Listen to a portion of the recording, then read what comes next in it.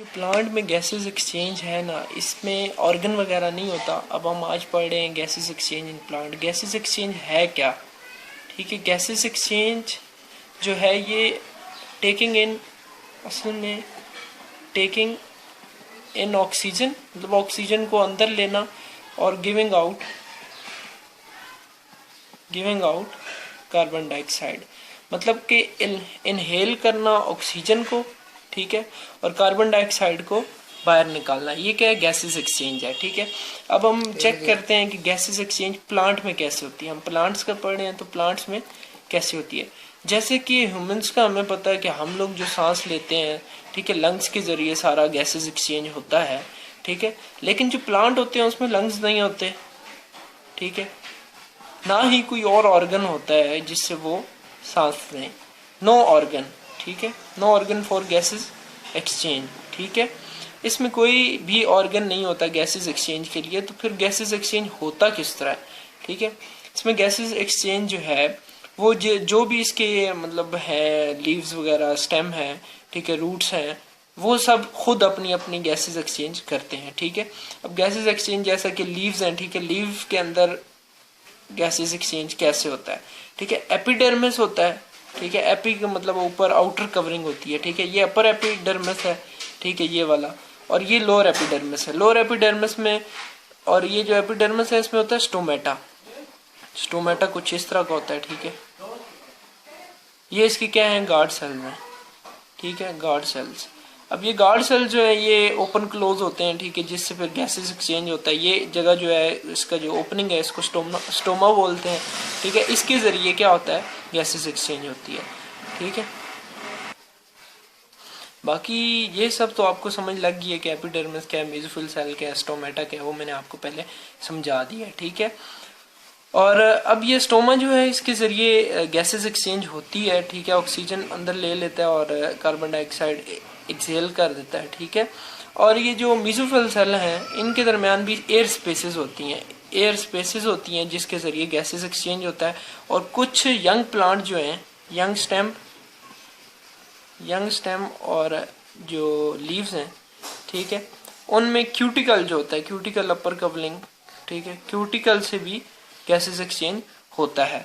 अब जो woody stems हैं, ठीक है, वुडी स्टेम्स हैं, ठीक है, जो सख्त होती है, जिनकी छाल वो सख्त होती है, वो क्या करते हैं, उनके जो बार्क होती है, बार्क के दरमियान, ये बार्क है, ठीक है, बार्क के दरमियान पोर्स होते हैं जिनको हम बोलते हैं लेंटिसेल्स। ठीक है, उनके जरिए गैसेस एक्सचेंज होता है। ठीक है, अच्छा, अब हम बात करते हैं गैसेस एक्सचेंज जो है वो दो तरह की, टू सिचुएशंस होती हैं। इसमें दो सिचुएशंस होती हैं। ठीक है, एक होता है डे टाइम, ठीक है, एक होता है नाइट। मतलब डे टाइम में किस तरह होती है, डे टाइम और नाइट टाइम में फ़र्क होता है इनकी गैसेस एक्सचेंज में, डे और नाइट। ठीक है, नाइट टाइम। अब डे टाइम में क्या होता है, डे टाइम पहले पढ़ लेते हैं। ठीक है,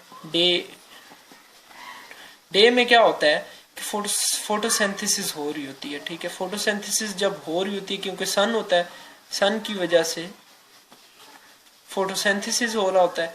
फोटोसिंथेसिस से क्या बनता है? ऑक्सीजन, O2 बनता है। ठीक है, O2 जो बनता है वो सेलुलर रिस्पायरेशन में यूज हो जाता है। वो ऑक्सीजन जो फोटोसिंथेसिस से बनता है वो सेलुलर रिस्पायरेशन ऑफ प्लांट में यूज हो जाता है। ठीक है, अब सेलुलर रिस्पायरेशन से फिर क्या बनता है? Carbon dioxide. अब ये जो O2 था ये सेलुलर रिस्पायरेशन में यूज हो रहा है, और जो कार्बन डाइऑक्साइड सेलुलर रिस्पायरेशन से बन रही है वो फोटोसिंथेसिस में इस्तेमाल हो जाएगा। ठीक है, अब ये तो हमने देख लिया कि जो सा डे टाइम में क्या हो रहा है। डे टाइम में क्योंकि फोटोसिंथेसिस होता है, लेकिन नाइट में क्या होता है? अब हम नाइट पढ़ लेते हैं। नाइट में क्योंकि सन नहीं होता, ठीक है, नो सनलाइट। ठीक है, अच्छा, सनलाइट जो होती है, ठीक है, अब चेक करते हैं कि नाइट में जो है सनलाइट नहीं होती। ठीक है, उसकी वजह से क्या होगा? फोटोसिंथेसिस भी नहीं होगा, क्योंकि सनलाइट ही नहीं है, फोटोसिंथेसिस भी नहीं होगा। जब फोटोसिंथेसिस नहीं होगा तो ऑक्सीजन भी नहीं बनेगी। ऑक्सीजन नहीं बनेगी तो सेलुलर रिस्पायरेशन कैसे होगी? ठीक है, सेलुलर रिस्पायरेशन कैसे होगी? ठीक है, अब वो किस तरह होगी कि सेलुलर रेस्पिरेशन के लिए जो ऑक्सीजन चाहिए वो एनवायरनमेंट से ले लेगा। ठीक है, एनवायरनमेंट से ले लेगा, ठीक है, एनवायरनमेंट से ले लेगा ऑक्सीजन, और उसके बाद जो कार्बन डाइऑक्साइड, अब सेलुलर रेस्पिरेशन से तो कार्बन डाइऑक्साइड बनेगी, वो कार्बन डाइऑक्साइड एनवायरनमेंट में भेज देगा, ठीक है। अब ये फर्क है इसमें, क्योंकि उसमें डे लाइट में ऑक्सीजन बन रहा होता है, ठीक है, फोटोसिंथेसिस से, और वो सेलुलर रेस्पिरेशन में यूज हो जाता है। लेकिन नाइट में जो है फोटोसिंथेसिस नहीं होता, ना सनलाइट होती है, इसी वजह से फोटोसिंथेसिस भी नहीं होगा, फोटोसिंथेसिस नहीं होगा, ऑक्सीजन नहीं होगा। लेकिन बाहर एनवायरनमेंट में तो ऑक्सीजन होगा ना, तो वो ऑक्सीजन एनवायरनमेंट से लेगा और अपनी सेलुलर रेस्पिरेशन जारी अच्छा, रखेगा। ये मैंने पिक्चर ठीक लास्ट है, में दे दिया, आप इसको स्क्रीनशॉट कर लें, आपको आसानी हो जाएगी पढ़ने में, फिर इससे पढ़ लीजिएगा।